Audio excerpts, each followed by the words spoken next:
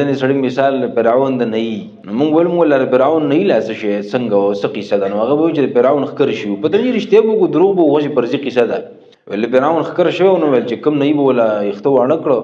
او خکر به ولید او چاته به الو نو به استمړکو ول نه ولا هغه ول یختو اړه کړو چې فرعون په سر کې خکر شوی دی نو هغه ته ویل چې بل چاته دی الو نو بس وجنم دی د ډیر زیات تنگ شو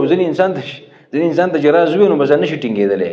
ویل بس دې ټینګ شو نو ول ځنګل ته تله او ډډه ونه کته او پاکي د خلو ورد نه کړي او چغي کړیو چې خلک د فرعون خکر شوی دی کنه نو ځین انسان د خېټه پوسټه کې نه لري خبر نشي ساتلې خو ګوري دا راز نه دی حدیث کې دا راغلي دی پیغمبر علیه الصلاۃ والسلام موجوده ته په مجلس کې او کس ناس دی او تا ته خبره کوي او د شاته وکتل خبرې نه مخ کې دې مطلب دا دی چې دا خبره راز دی ګوري به ځان سره ساتي او مونږ هغه د خزو خو را پیدا شوی دی خوري وي تا ته وې مغه ته چاته ونه وې نو هغه لاړ چې هغه